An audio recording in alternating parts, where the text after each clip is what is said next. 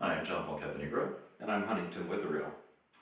Honey, we're speaking recently about a sense of legacy, about preparing your work for the day when you're no longer here. Yeah. Actually, over the last... Sounds morbid, huh? Well, it does sound morbid. It's a tough subject for a lot of photographers because nobody likes to look at their mortality. It's also pretty realistic, and I think when you bring that to bear, when you engage that pressure, you start to cut to the chase and do the things that really matter the most to you. I think you do.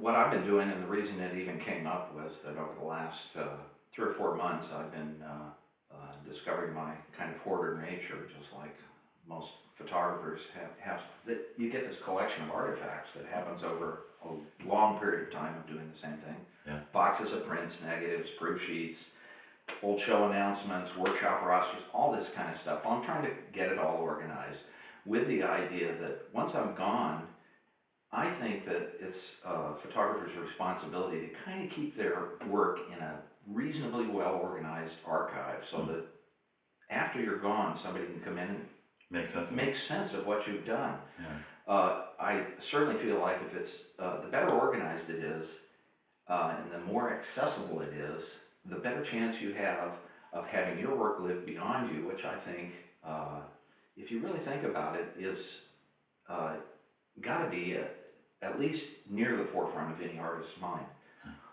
How is my work going to outlive me? This is my legacy, as it were. And you know, make a greater contribution that persists. Yeah, and some people think of it as immortality. I think that's fairly egocentric, but well, you know, we're not immune to egocentricity. No, it's true. It's true. But there's another perspective. I often feel that the work that I do is in part a gift, and that I have a responsibility to that gift.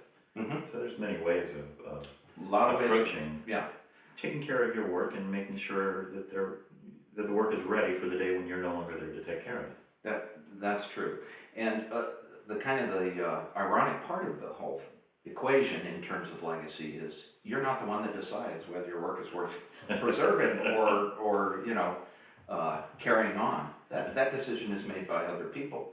But I think it's every artist's hope that, you know, their work will outlive them, and so I've come to the conclusion that maybe at least having it organized is going to give it a little better chance. Somebody comes in here and finds the mess that I had 3 months ago, would throw up their arms and say, we can't figure out what this is all about. Do you find that you understand the work a little better having gone through that process? I would say yes and no.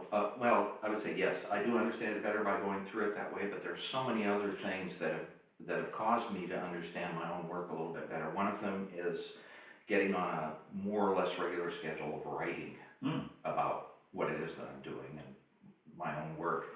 That has caused me to kind of examine my work in such, you know, both minute and broad strokes, I guess the best way to put it, that alone has really caused me to kind of understand what it is that I'm trying to do. Does that give you some perspective for what you think your next step is?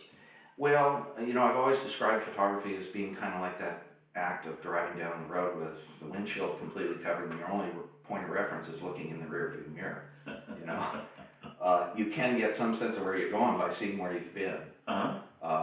But I think beyond that, you know, I don't necessarily know where I'm going, and I don't know that I necessarily want to know where I'm going. Still want to be surprised. I want to be surprised. There's a lot of magic in photography that has never gone away, and I love that magic. Absolutely.